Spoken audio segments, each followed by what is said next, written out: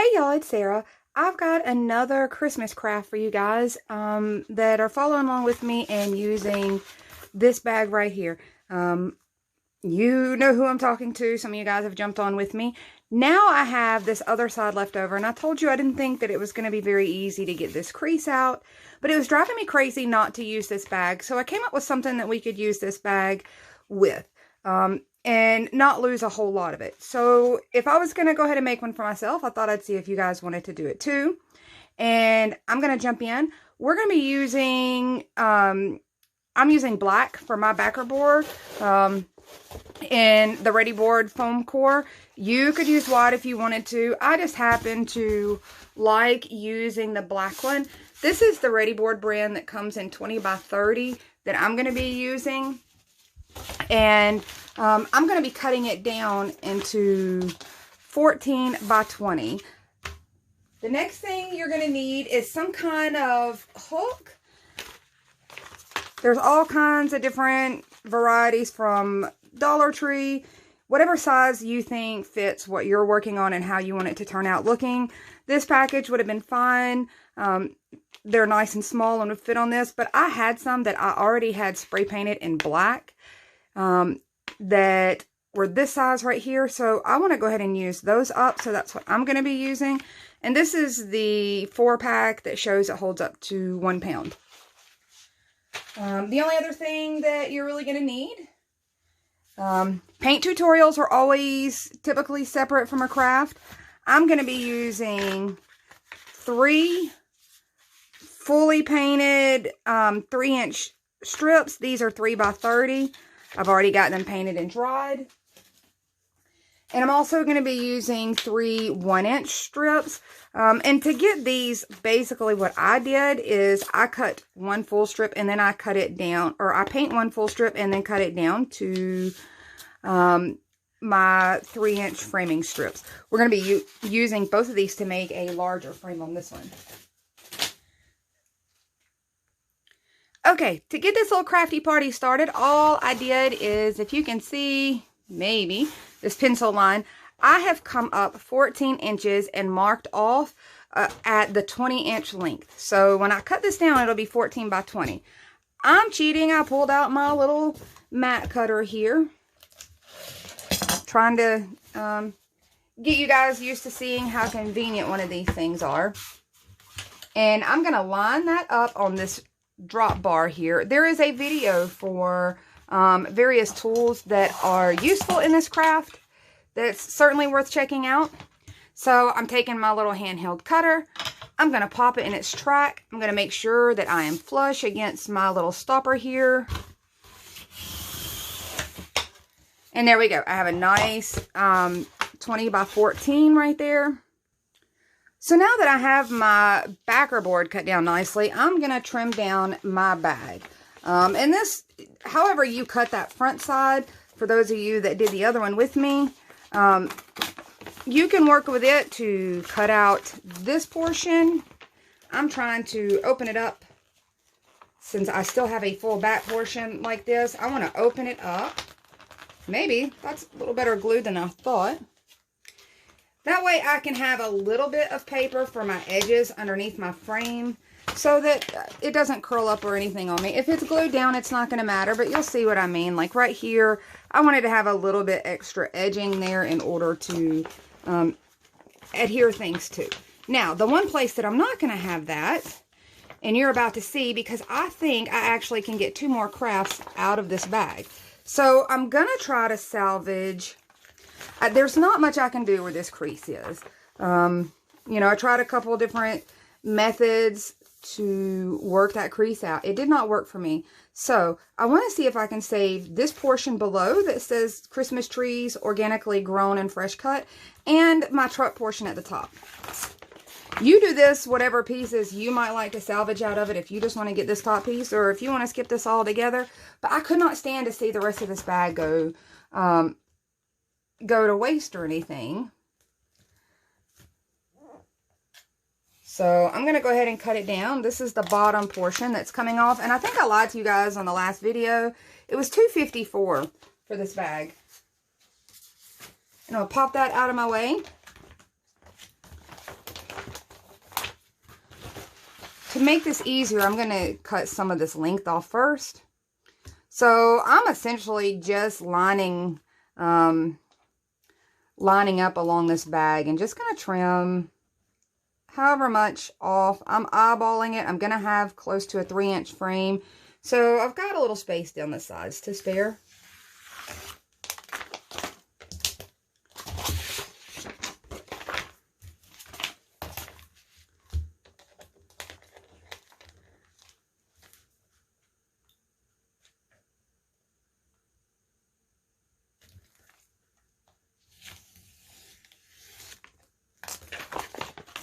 So you could probably still wrap a smaller present with this right here as wrapping paper if you wanted to, or make some tags, anything like that. Really get your use out of this.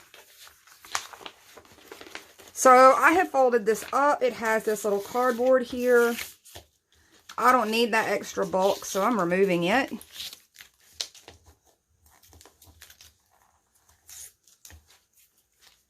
And then I'm going to take off this bottom piece. And I'm going to come just a hair below this crease in my tires. And I'm assuming that everybody's bags are going to line up pretty close to the same. So right on my crease, I am lining it up at it ends up being about 1/4 of an inch along here. I'm literally lining it at the very bottom of these tires. And that's all I'm going to have to frame out on that piece, and hopefully that'll leave me a little bit to be able to frame out with on a second piece. We shall see.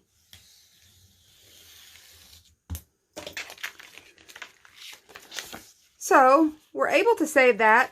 I'm hoping to get 2 pieces out of it, so maybe a tree ornament type lighter project, smaller project with this one.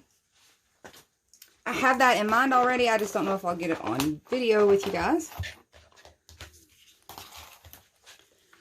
So I'm going to bring this over here, make sure that I trimmed it down far enough. One of the things I definitely want to do for this one is, because we're using so much of a water frame, we do want to kind of mark out our alignment on our little backer to make sure that we get it nice and centered on here. Whatever that may be, I could tell you what this little space is, but yours may be different depending on how you cut this. So for me, I would want to go through here and try to make sure that I have the same amount of space on both sides. At least from this crease line is what I'm going to use to kind of keep a guide for myself. So I'm going to go ahead and mark those out. Okay, so I went ahead and marked mine out without taking it in slow-mo to show you, but I wanted to show you this is the part that's important. Because we are trying to recycle this portion down here where the crease is, I have slid mine all the way up really far onto my backer piece, and I laid my framing piece down and slid it right to the wheels, right to where this piece is going to be flush against this edge, right to where there is a little bit underneath coming under that frame to keep it from peeling up, but that frame itself is going to hide our crease. And I marked that line along there because I want to glue down to that place.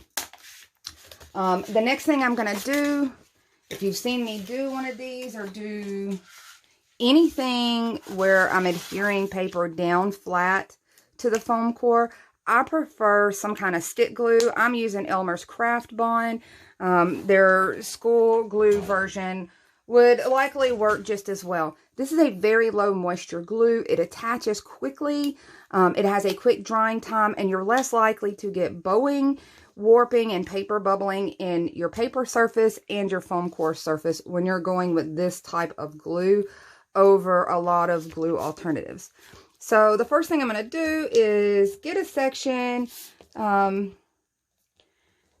pretty much full coverage. I want this to stick and go on almost with the ease of wallpaper. So I'm going to get one section down, get it in place, and then I'm going to finish adding the glue to all my other sections on the actual black foam core because I find it easier to see my glue that way. If you're using one of the color glues, like the one that is kind of the purple color, you might not have to go this route. You can just glue the whole back of your bag piece. So here is what I'm doing. I've got this one side down. Now, my favorite way to get this flat, smooth, and really adhered is a popsicle stick. I have all kinds of nice, nifty, cool tools from my Cricut machine and vinyl and stuff, but on the foam core, this really is my preferred method to get a smooth, adhered surface without any damage to your foam core.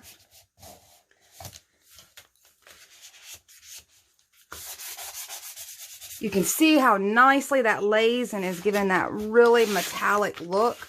So this is where I said it's easier for me. Now that I've got one spot down really nice and smooth, I can pop this paper up out of my way and come in here on the black, and I can personally see where my glue is laying down a whole lot easier using this method. I can make sure that I'm not leaving any missed spots. If you don't get full coverage, sometimes that's when you can get your little air pockets and your air bubbles. So this gives me the opportunity to see really clearly that I'm getting good coverage to help prevent getting any bubbles or pockets there. Okay, as you can see, I've gotten pretty darn good coverage, and I made sure to, I've almost got like a little bit of overage here on this bottom edge where this crease was, because I really want it to stick down. I don't want to miss an opportunity for the glue to really catch hold of this paper and pull it really tight to that surface. So I'm just going to come in, and I kind of work from the center, if you notice, and kind of go both directions outwards.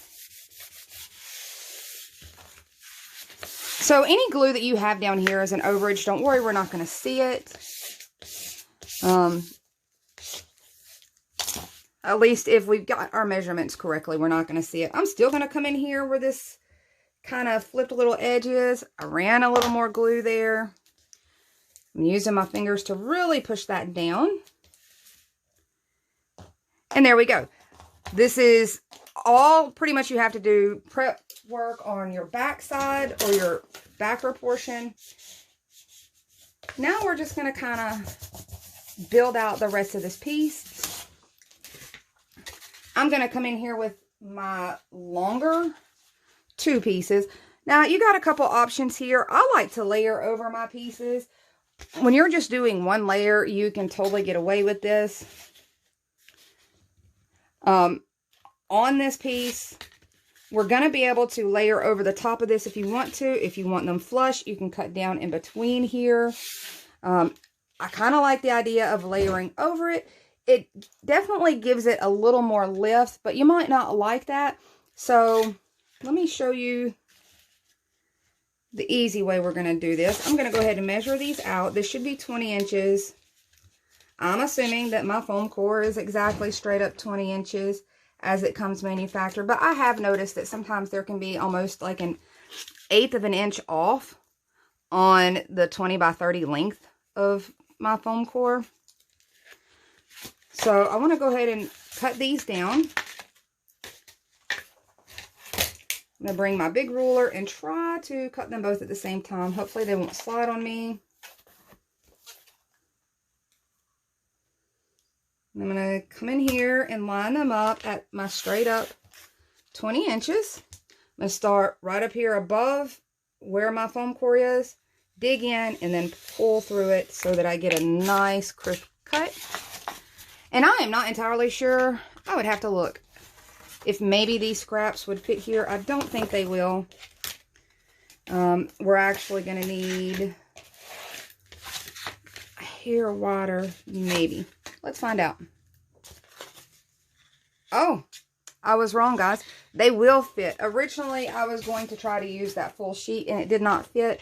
But actually, we can use these 2 smaller scraps. That works out wonderfully. That was what your third 3-inch strip was going to be for. So, correct that down to 2 of each of the strips. So I'm going to come in. I want to go ahead and lock one of these in place so they're not sliding around on me. And I'm going to go ahead and do that with this bottom one that I'm using to cover this crease. In order to do that, I am simply using regular Dollar Tree hot glue. To me, this is one of the best glues that you can use for this foam core material. It is fast drying, low moisture. It doesn't buckle or bubble. Now, if you expose it directly to the foam, like from the sides, you can melt it sometimes with a heat type melt. But it doesn't have any of the chemical interactions that a lot of other glues can have. So there we go. I've got that popped into place. That way it can't slide around on me while I'm marking everything out. And I'm going to go ahead and do the same thing with this upper portion. And like I said, you could have layered those on top of each other. Kind of like I do when I do the cross X on my barn door type projects. And it gives you a little lift and dimension. Whichever way you want to go. I'm showing probably the absolute easiest route to get this particular craft.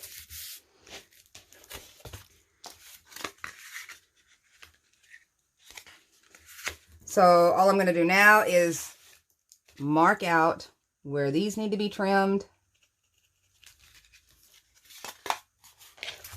And let's try to do the same thing. I'm going to see if I can trim this all at one time without having them move around on me too much. Wish me luck. Okay, so you can see what I've done is just taken those 2 little side pieces that we cut off. I went ahead and trimmed them down, and I painted the edge. I did not want any white showing right here and right here where these join up together, just in case. Normally, if you get it a pretty nice tight fit, it's not too much of a problem, but just in case, I always try to go back in and do all of those edges that might be exposed. And I'm just going to wiggle this right into its place.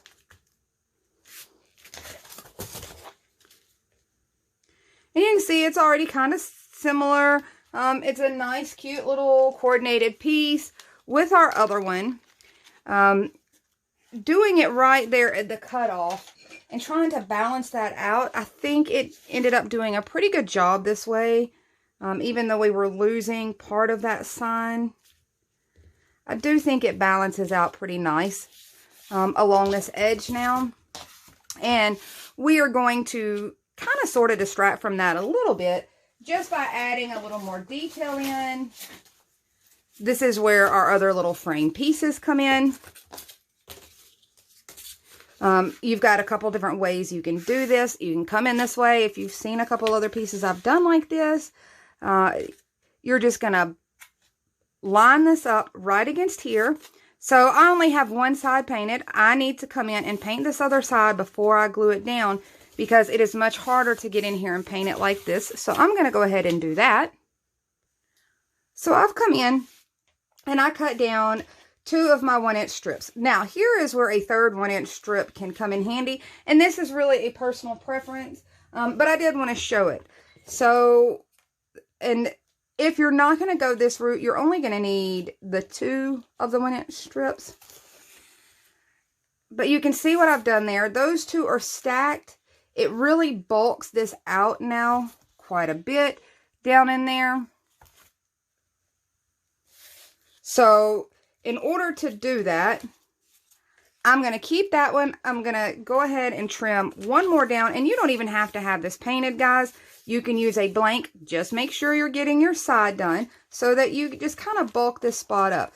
Also, you can still come down and do this area too, if that's something that you like visually, to go in and add that little extra detail in there. I wanted to show you guys right here along this side frame.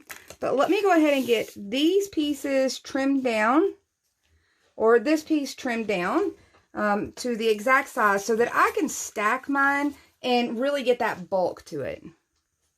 Okay, so this is what I'm talking about on bulking it up. So I went ahead and just came in with a blank one that I had that was in the 1-inch span. If you can see, this thing got all bent up. It's fine for me bulking this up. That way I'm not using a good painted up piece. But if you're not wanting to paint, let me show you what you need to do to ensure that when you bulk and stack these, that you're not having any problems. So I'm coming in with my paint mix that I used previously to get these colors. You can see I'm not doing anything spectacular. I want to get these edges really nice and painted up. The long edges that we won't be able to get to paint once they're glued in place. I can do the smaller side edges here. As I finish off this piece, I'll be able to get to those.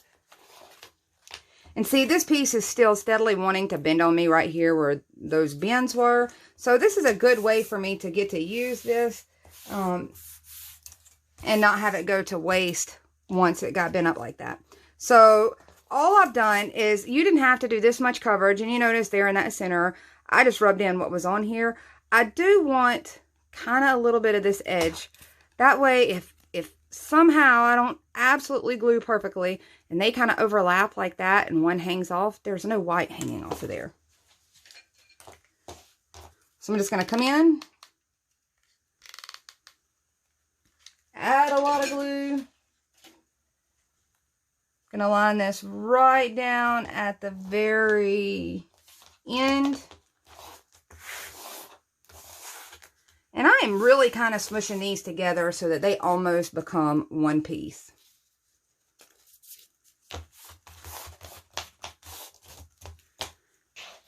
Now that's what I mean by bulking it up, and you don't have to do that. You could do it with a single layer, and my top portion here is only going to be a single, and this bottom portion I'm going to make a double.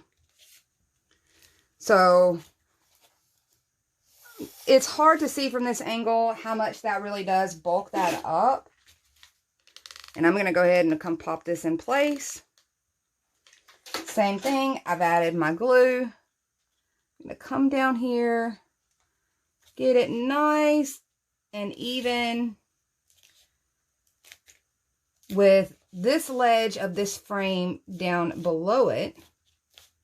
So now all of those pieces kind of combine to look like one thicker little shelf right here. I'm going to come in with my single piece on the other side. We're doing the same thing. So far we're in a backer and 2 3-inch by 30-inch painted out strips and 2 1-inch by 30 painted out strips is how far we are into this particular little craft. So I don't feel like that's very invasive at all. That's a pretty easy craft. You can kind of see that gives a nice bulk to it.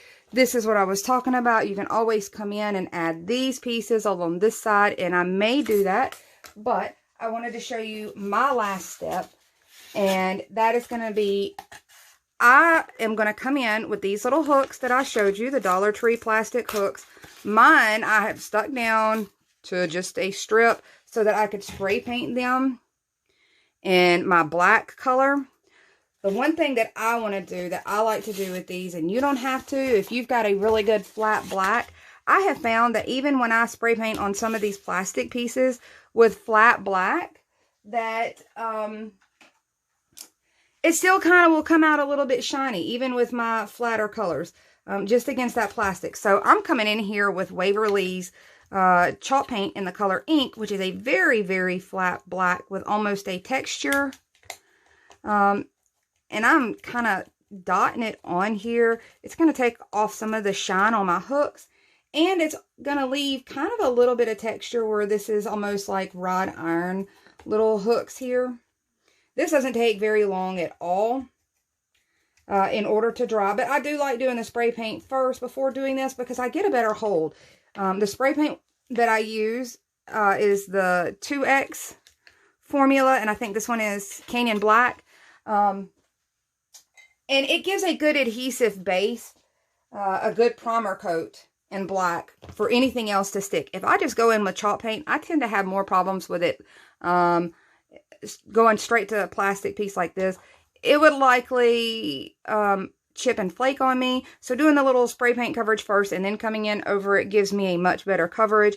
And I can actually physically use these hooks a little more without them showing that wear and having them pop off. Now, if you have hooks that are already black or you want to use them in their silver form like they come, you can totally do that. I was going to consider doing that, doing them in the silver, and then just kind of doing a little bit of a galvanized look on that silver to kind of match with this. But ultimately, I decided I wanted to come in with the black. So I'm going to let these dry, and then we're going to apply these, and we're going to do some finishing touches, and we'll be done.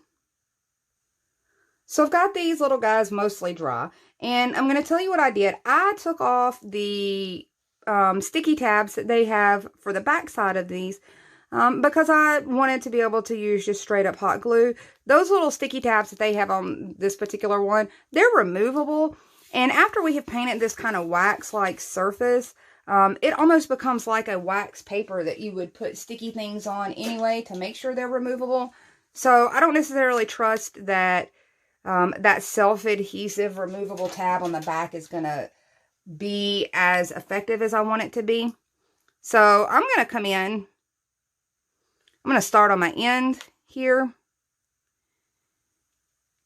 And I'm just kind of lining it up about right here. Wherever makes you happy. However you want to space them out. Depending on what you're going to hang from it. Keep that in mind.